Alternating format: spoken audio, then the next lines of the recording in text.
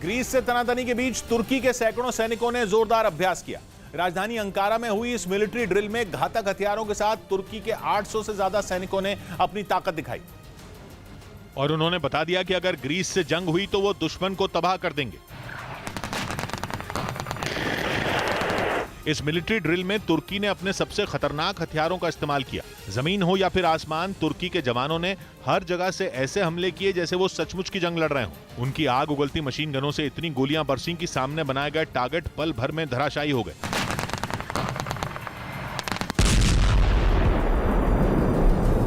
तुर्की ने इस military drill में टैंक और तोपों से भी जंग का अभ्यास किया। उसकी सेना ने तोप से गोले दागकर दुश्मन के ठिकानों को ध्वस्त कर दिया।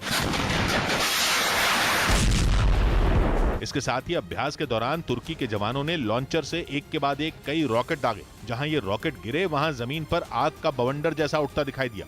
लेकिन तुर्की की सेना के जवान यहीं नहीं रुके, उन्होंने आसमान में भी अपनी ताकत दिखाई। इसके लिए तुर्की ने अपने सबसे आधुनिक और बेहद घातक लड़ाकू हेलीकॉप्टर T-129 ATAC को मिलिट्री ड्रिल में उतार दिया, जिसके बाद एक या दो नहीं बल्कि कई लड़ाकू हेलीकॉप्टरों ने वहां मिसाइलें बरसा दी। T-129 ATAC हेलीकॉप्टरों की गिनती दुनिया के बेहतरीन लड़ाकू हेलीकॉप्टरों में की जाती है। ये इतनी तेजी से हमला करते हैं कि दुश्मन को संभलने का वक्त तक नहीं मिलता। इनसे बरसाई गई मिसाइलें बेहद सटीक निशाना साधती हैं और पलक झपकते ही टारगेट को खत्म कर देती हैं। तुर्की की वायुसेना में पहली बार 2014 में इन लड़ाकू हेलीकॉप्टरों को शामिल किया गया था। इसके बाद से अब तक 70 T-129 ATAC हेलीकॉप्टरों को तुर्की की वायुसेना में शामिल किया जा चुका है।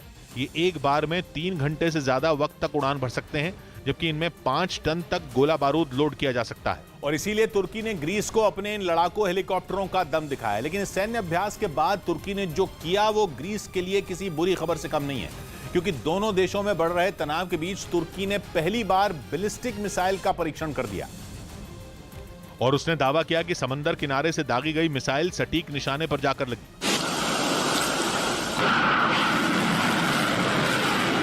तुर्की ने जिस मिसाइल का परीक्षण किया वो छोटी दूरी तक मार करने वाली बैलिस्टिक मिसाइल है।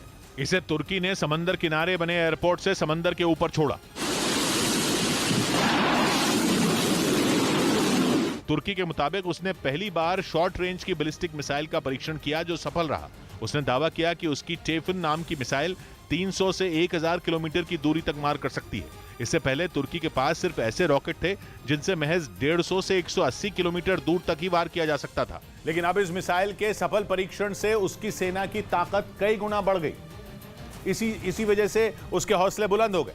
मिसाइल ने टारगेट को हिट किया तो तुर्की ने ग्रीस को आंखें दिखानी शुरू कर दी और वहां के मीडिया में लिखा गया कि ग्रीस टेफिन मिसाइल की जद में है।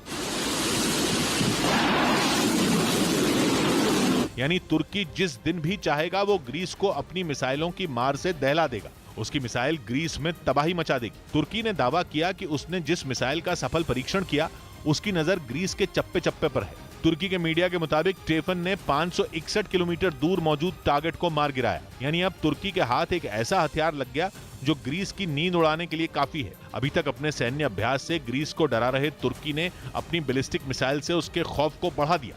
और ग्रीस भी इस बात को अच्छी तरह से समझता है कि तुर्की उसके खिलाफ जोरदार तैयारियों में जुटा है। इसी वजह से वो भी तुर्की को जवाब देने के लिए अपनी ताकत बढ़ाने में लगा है, जिसके लिए कुछ रोज पहले ही उसने अपने F-16 लड़ाकू विमानों को आधुनिक और खतरनाक बनाने के लिए अमेरिका के साथ बड़ी डील कर ली। क्योंकि ये लड़ाकू विमान दुश्मनों का काल माने जाते हैं, इसीलिए तुर्की को जवाब देने के लिए ग्रीस इन विमानों को ज्यादा घातक बनाने में जुट गया, जिसके लिए उसने अमेरिका से बड़ी डील की। और इस डील के तहत अमेरिका से 2 फाइटर जेट तैयार होकर कुछ दिनों पहले ही ग्रीस पहुंच गए थे, जिसके बाद अब ग्रीस की वायुसेना दुनिया की चुनिंदा एयरफोर्स में शामिल हो गई जो अमेरिका से मिले घातक फाइटर जेट से लैस है। क्योंकि अमेरिका ने F-16 का वाइपर वर्जन बहुत कम देशों को मुहैया करवाया है। ग्रीस ने दावा किया कि उसने इन विमानों को अपग्रेड करने के लिए अमेरिका के साथ $150 करोड़ मतलब भारतीय रुपयों में करीब 11,800 करोड़ की डील की है, जिसके तहत उसे अभी 81 एडवांस्ड F-16 फाइटर जेट और मिलेंगे, जिसके बाद उसकी वायुसेना की ताकत इतनी बढ़ जाएगी कि वो किसी भी हमले का आसानी से जवाब दे पाएगी। ऐसे में तुर्की को ग्रीस पर कोई भी मिलिट्री एक्शन लेने से पहले कई बार सोचना होगा। क्योंकि ग्रीस को जो F-16 लड़ाकू विमान अपग्रेड होकर मिलने वाले हैं, उनकी गिनती दुनिया के बेहद आधुनिक लड़ाकू विमानों में होती है। इनमें बेहद घातक बम और हवा से जमीन पर और हवा से हवा में मार करने वाली मिसाइलों को लोड किया जा सकता है, जो इन्हें और भी खूंखार बना देता है। और इनके रेडार इतने शक्तिशाली होते हैं जो एक साथ कई टारगेट का पता लगा लेते हैं। साथ ही इन्हें दुनिया की सबसे खतरनाक और भरोसेमंद मानी जाने वाली हार्पून एंटीशिप मिसाइल से भी लैस किया जा सकता है। और ये बात तुर्की भी जानता है कि हार्पून मिसाइल का F-16 पर होना किसी बड़े खतरे से कम नहीं।